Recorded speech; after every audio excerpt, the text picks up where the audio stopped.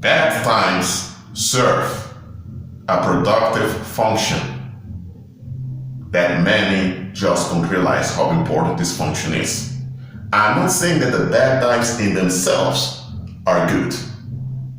I'm not saying that those involved that contribute to the bad times, that what they did was all right.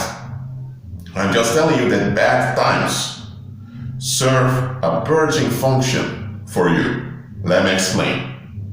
A lot of folks, they don't want to belong to Christ. Because to belong to Christ means that you operate in the good, that you operate in glory. They don't want to operate in glory because of the responsibility that comes along with it.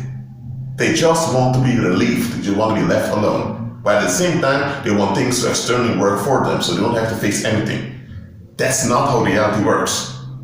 So they're operating in the negative. But they don't want the consequences of the negative.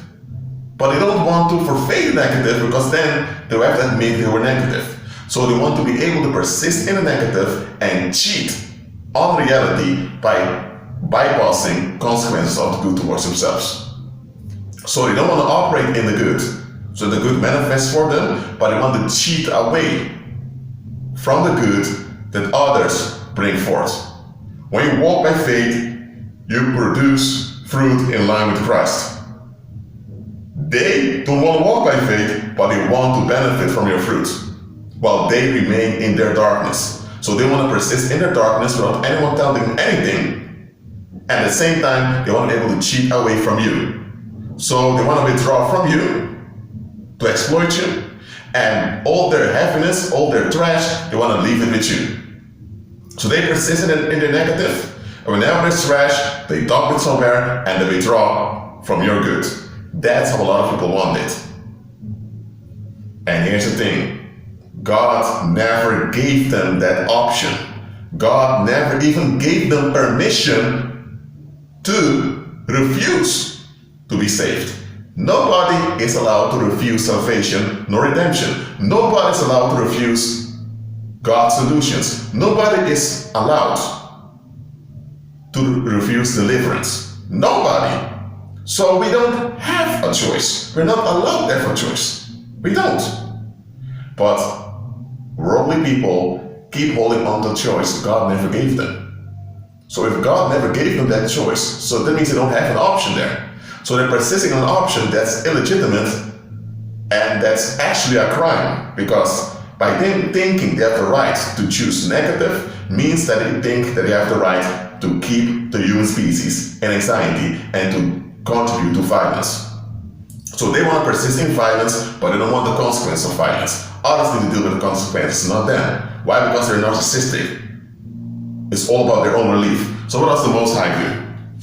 He will steer the circumstances in such a way that their violence is triggered. And once their violence is triggered and their violence manifests, now they cannot hide it anymore. They cannot look for excuses anymore. Now it's either facing the violence and seek deliverance, or they keep on running, and the more this happens, the more they destroy themselves. That's what the Most High is doing. He's not siding with them, nor is he agreeing with them, nor is he approving of the choices and choices they make, no expectations they have. No, he does not support their choices nor their expectations. God is just shutting them down from you. By them being triggered and their violence manifests, now they've closed their door. They cannot, after their violence manifested, continue as if nothing ever happened. Now they have no choice but to count for themselves and to look for deliverance. They don't want that, they have no option to come near you anymore. So now their violence won't harm you anymore in the future. Before God gives you a crown, he will give you a cross. That cross will be removed and replaced with a crown by himself. So you don't replace that cross, he does. The reason why he gives you a cross is to expose those who want to see you on that cross. To expose those that get narcissistic supply from having you on the cross.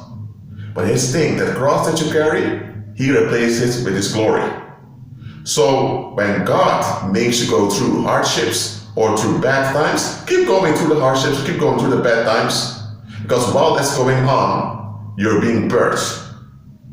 You don't see it right now, but you'll notice it very soon. Well, that's it for now. Keep agreeing with Christ and be at peace.